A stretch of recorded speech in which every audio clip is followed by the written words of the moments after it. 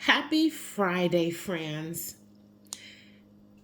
We are going to finish up module number 2, Kingdom Manera.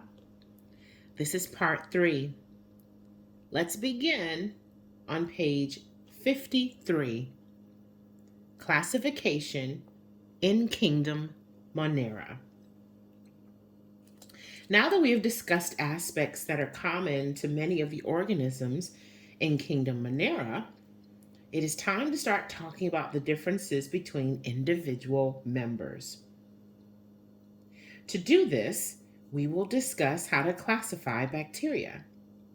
One of the first things you must learn is that since Kingdom Manera is so incredibly diverse, the classification of its members is a rather difficult task. As a result, we will not delve as deeply as we might into the classification groups that make up Kingdom Manera. In fact, our discussion of classification will not go much deeper than splitting bacteria into classes. Thus, we will not really talk about the different orders, families, genera or genera, and species classifications that exist in Kingdom Manera. To learn how we split bacteria into different phyla, you need to learn a little history.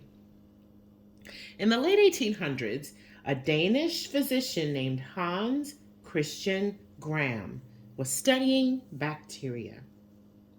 In order to make them show up better under a microscope, he developed several different types of stains.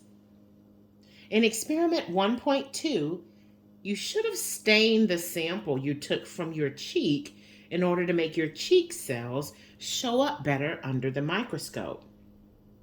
This was the kind of staining that Gram was doing.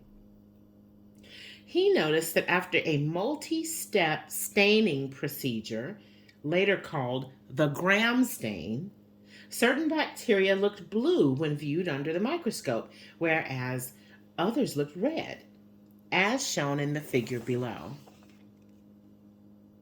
As you can see in the photo, the difference between the bacteria is quite noticeable.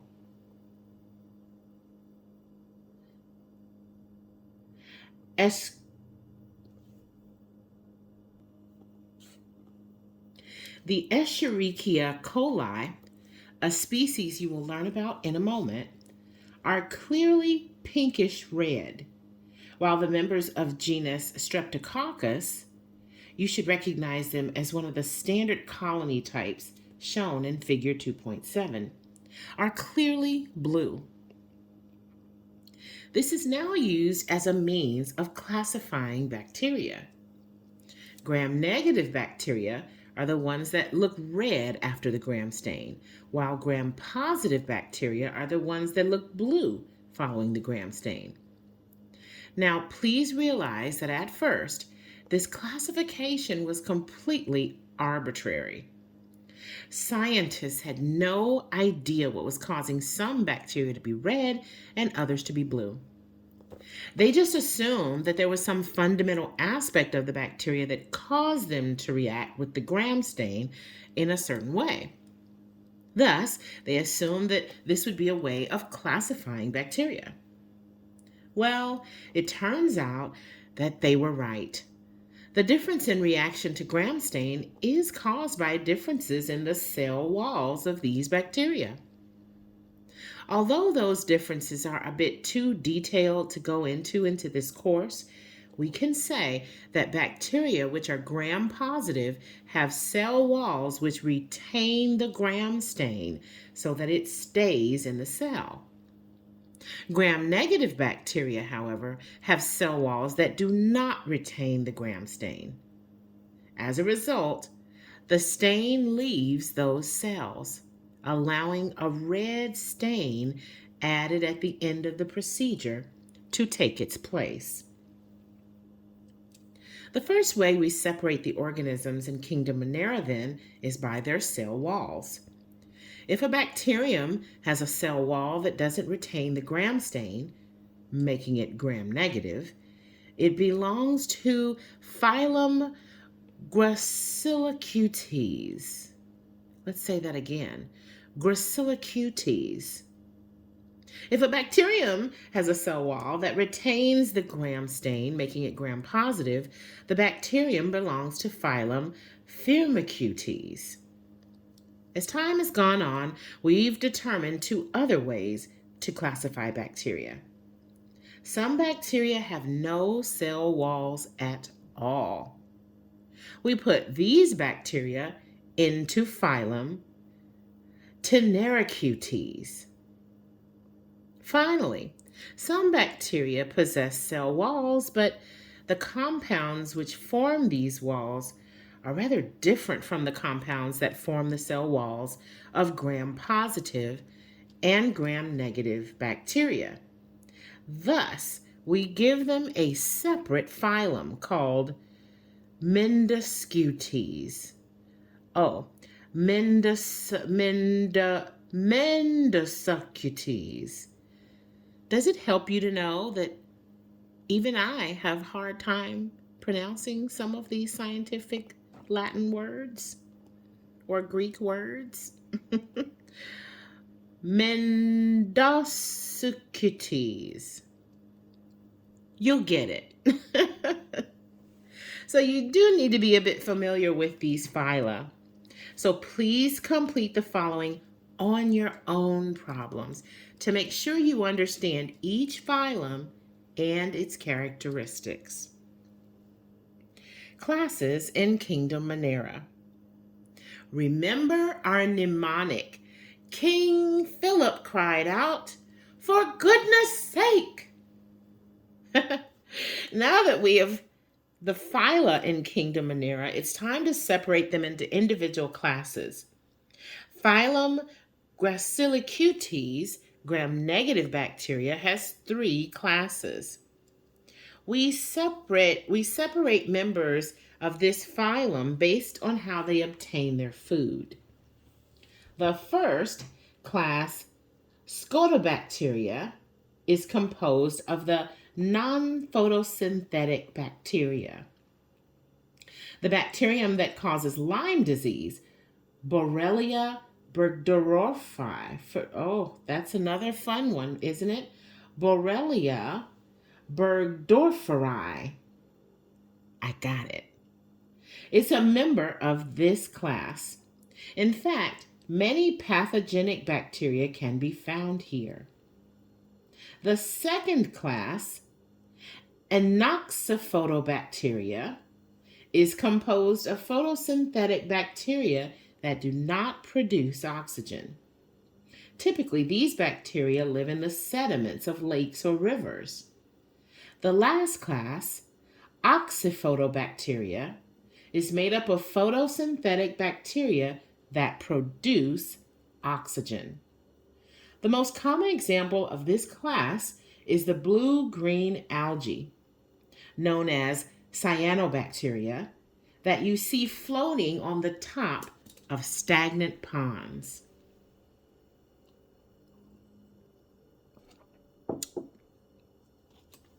In phylum Firmicutes, there are only 2 classes. We do not separate the bacteria into these classes based on the way they obtain their food. Rather, we do so based on their shape. Class Firmibacteria contains cocci and bacilli bacteria, while class Phallobacteria is made up of any other shape. One of the bacteria that cause pneumonia, Streptococcus pneumoniae, is a member of class Firmibacteria, while many of the members of class Phallobacteria are responsible for dental and gum disease. We have to brush our teeth. You'll be happy to know that the last 2 phyla, Tenericutes and Mendoscutes, have only 1 class each. This is because there are few bacteria that fall into these phyla. Phylum Tenericutes has the class Mollicutes, which contains another kind of pneumonia-causing bacteria. And phylum Mendoscutes contains the class Archaebacteria, which holds all of the bacteria with exotic cell walls.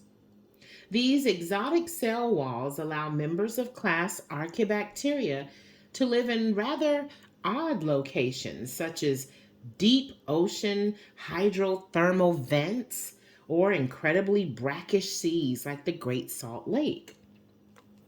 Many places that are uninhabitable to other organisms are populated with members of this class.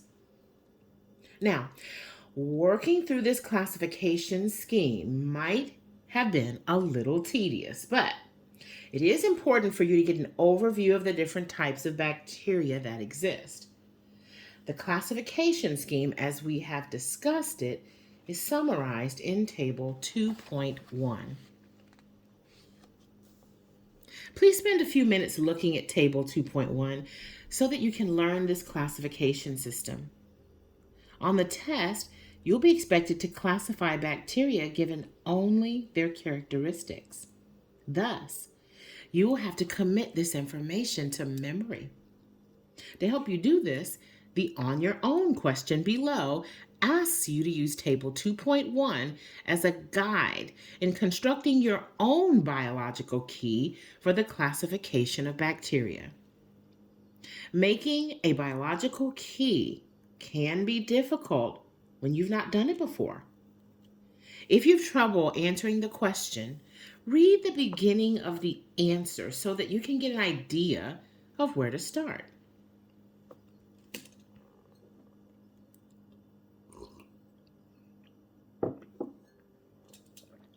A few words on other classification systems.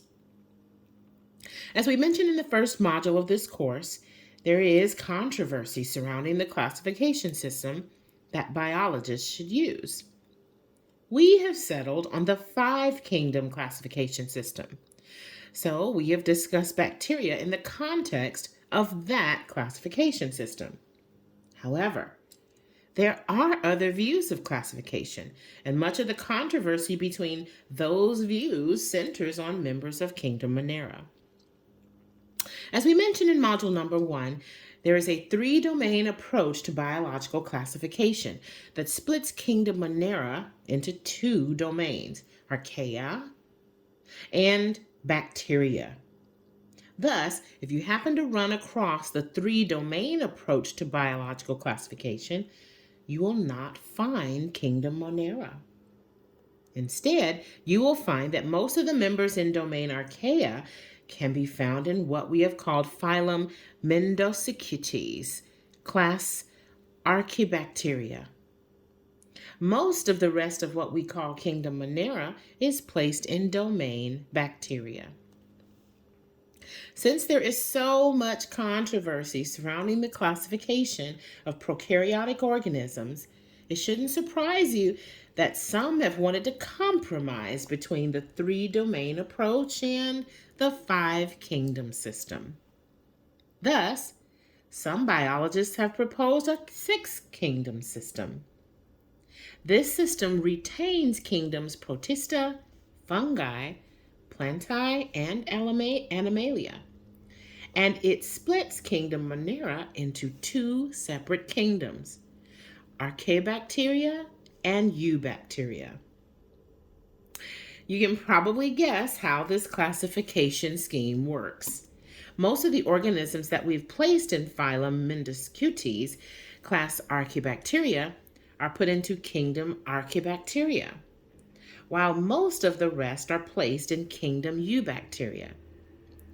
Do you see how this is a compromise between the 3-domain system and the 5-kingdom system? It does what the 3-domain system does in terms of splitting up the members of Kingdom Monera, but it does so in the style of the 5-kingdom system by just adding a 6th kingdom. Now, remember that we will stick with the 5-kingdom system, but you need to be aware that there are other views out there.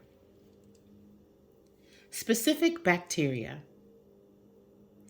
Now that we've gone through all of the generalities, it's time to look at some specific types of bacteria. It is important for you to realize that what follows is just a sampling of the many different kinds of bacteria that exist. Entire books have been written devoted solely to discussing the various species of bacteria and what they do. We, of course, will not go into that kind of detail. Rather, we want to discuss these bacteria because either we think that they're important representatives of Kingdom Monera, or because we think that you might already be somewhat familiar with them. Class Archaebacteria. As we mentioned before, the members of this class contain exotic substances in their cell walls that allow them to live in conditions that would be uninhabitable for most other organisms. For example, a species of bacteria from this class was found living in the water core of a nuclear reactor. Anaerobic chemosynthetic bacteria also belong to this class. Certain species of these bacteria live in the muck at the bottom of marshes and swamps. Because they are anaerobic, they do not require oxygen to convert their food into energy. Instead, they use hydrogen and carbon dioxide. One of the byproducts of this process is methane, which is the principal component of what is called marsh gas or swamp gas. Because methane is flammable and even explosive at times, swamp gas can ignite and even explode under the right conditions. Blue-green algae. These organisms live in freshwater lakes and ponds and are most prevalent in stagnant waters. They form the blue-green mats that float on the surface of the water. Later on, you will learn that algae are, in fact, colonies of eukaryotic cells. However, since these organisms looked like algae, they were first incorrectly named as such. Today, we recognize them as colonies of gram-negative prokaryotic cells, and thus classify them in Kingdom Monera. The new, better name for them is cyanobacteria. This properly identifies them as bacteria. Nevertheless, some biologists still refer to them as blue-green algae, so you need to be aware of both names. Cyanobacteria are photosynthetic and are one of the few types of bacteria that require light in order to survive. Some bacteria cannot live under intense light, and most like their habitat to be dim or completely dark. Since cyanobacteria require light energy for metabolism, however, they represent a notable exception. These bacteria are also colonial, living in long, thin strands of cells. The strands encapsulate themselves, giving cyanobacteria a slimy feel. Clostridium botulinum. This bacterium, which belongs to class Firmibacteria in phylum Firmicutes, can be a source of food poisoning. The endospores that it forms are quite heat resistant, so when food has not been properly cooked, this bacterium can survive. It produces a toxic chemical that causes the disease known as botulism. Mild cases of botulism involve severe nausea, diarrhea, and high fever. However, severe cases of botulism can cause respiratory failure and death. Salmonella typhimurium and S. enteritis. enteriditis. Yes, S. enteriditis. These two species belong to the same genus. Remember, if we write the genus name once, we can abbreviate it afterward. We place them in phylum Gracilicutes and class Scolobacteria. You've probably heard them both referred to by their genus name, Salmonella. These bacteria are common contaminants of eggs and poultry. People can be infected by one of these two bacteria when the poultry or eggs that they have eaten have not been cooked thoroughly. Since these bacteria are present in nearly every fowl, about the only way to make sure you get rid of them is by cooking the meat or eggs thoroughly enough to kill the bacteria and their endospores. Once again, while mild cases of salmonella poisoning cause just nausea and diarrhea, severe cases can cause death.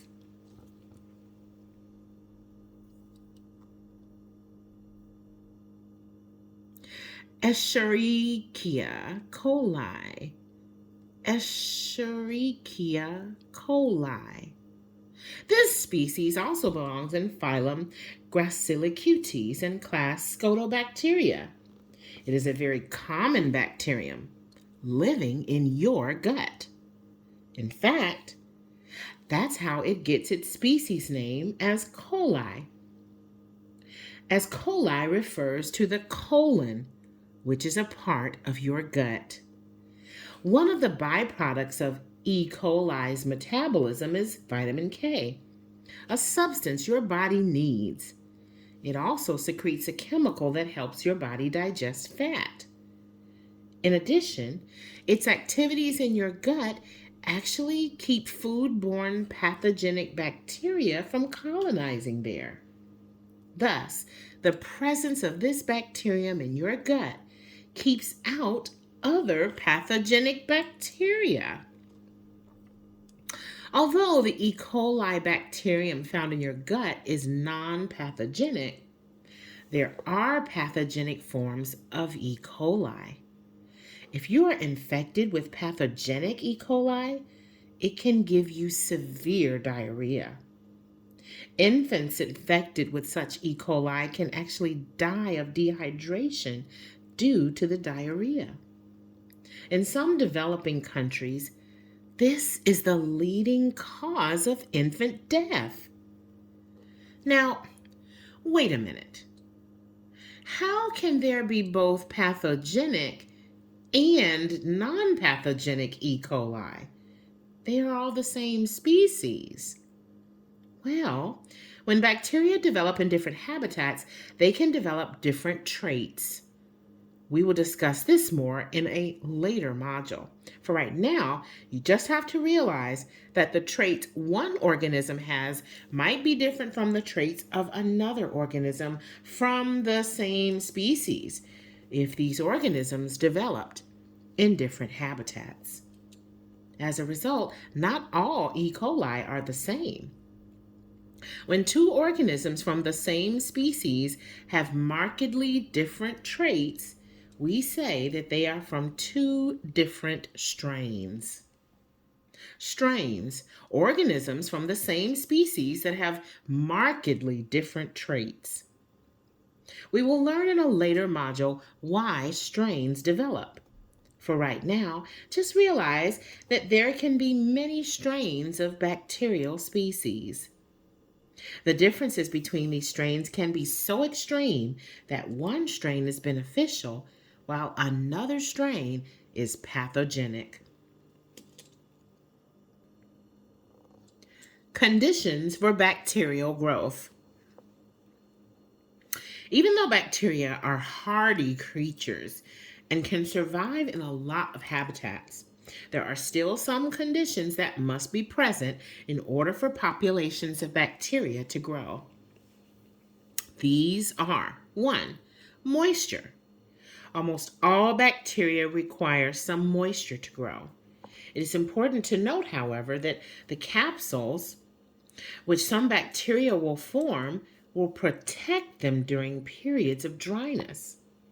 In addition, if a bacterium can form an endospore, it can withstand even longer dry spells. 2. Moderate temperature. Most bacteria prefer moderate temperatures, 27 degrees Celsius to 38 degrees Celsius, or 80 degrees Fahrenheit to 100 degrees Fahrenheit. This makes summer the most ideal time for bacterial growth.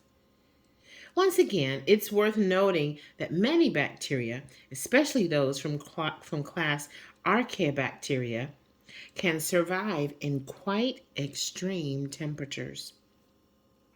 3. Nutrition. Bacteria must have nutrition. Since most are heterotrophic, removing the nutrition will destroy them. In the case of photosynthetic bacteria, you must remove light in order to kill them. Chemosynthetic bacteria can be killed by removing the chemicals they convert to energy. 4. Darkness. Many bacteria grow best in darkness or limited light. There are, of course, exceptions to this rule, photosynthetic bacteria being the obvious one. And 5. The proper amount of oxygen. Aerobic bacteria require oxygen to survive. On the other hand, some anaerobic bacteria are killed by the presence of oxygen. In addition, some anaerobic bacteria actually prefer the presence of oxygen, even though they don't absolutely need it in order to survive. For a given species, then, the presence or absence of oxygen will be critical for survival. Once again, since there is great diversity among bacteria, these conditions are only the most important conditions for bacterial growth. In general, we find that bacteria are very specialized in terms of their habitat. One bacterium might be able to withstand extreme temperatures, but it might not be able to survive in even the slightest light. Thus, unlike many species, bacteria often can only live in a certain habitat. Take them out of that habitat, and they might die. Preventing bacterial infections. Since some bacteria are pathogenic, it is worthwhile to spend a few minutes discussing how to prevent bacterial infections. A common means of becoming infected by bacteria is through the food we eat. Since bacteria are everywhere, their endospores are even in the dust particles that fly through the air. All food is exposed to bacteria. One way we can eliminate the bacteria is to expose the food to extreme heat or radiation. This will kill the bacteria and their endospores. And then, if we seal the food in a container before exposing it to fresh air, no bacteria will be present. This is what happens in canned foods. Thus, canned foods can sit on a shelf for a long time because all the bacteria that were in the food have been destroyed, and the can does not let any air in, so the bacteria can't get to the food. Another way to prevent bacterial infection in food is to dehydrate it. When a food is dehydrated, almost all of the water is removed. Since moisture is a condition for bacterial growth, as long as the dehydrated food stays dry, no bacteria can grow. Many campers who stay in the wilderness for a long time take dehydrated food with them. These foods are lightweight and bacteria-free, making them ideal for long trips. If you can't dehydrate or can something, you can freeze it. Prolonged freezing will kill many of the bacteria that exist in the food. Of course, many foods do not taste good after freezing, so it is not the solution for all kinds of food. If instead you put food in the refrigerator, the rate of bacterial growth will slow, but it will not stop. Thus, food placed in the refrigerator will keep for a longer time than food left out on the counter or in the cupboard. However, since the cool temperatures just slow down the growth of bacterial populations, refrigerated food will eventually become contaminated with a significant number of bacteria. One very bacteria prone food is milk. From the time milk leaves the cow, it is laden with bacteria. If something is not done, the bacterial count will rise to a dangerous level in just a few days, even if it is stored in a refrigerator. If you heat milk to a temperature sufficient for killing the bacteria, however, the milk curdles. This used to be a real problem. Louis Pasteur, the scientist who debunked the law of spontaneous generation, however, developed a process called pasteurization, which he originally used to keep wine from souring. This process is now applied to milk, hence the term pasteurized milk. In the pasteurization process, milk is heated either to a moderate temperature of 63 degrees Celsius, 145 degrees Fahrenheit, for 30 minutes, or 72 degrees Celsius, 161 degrees Fahrenheit, for 15 seconds. This temperature is not sufficient to kill all of the bacteria. However, after the heating is finished, the milk is quickly cooled to refrigerator temperature. This rapid change in temperature is sufficient for killing about 95% of all bacteria in the milk. Thus, with most of the bacteria gone, it takes many more days for the milk to sour.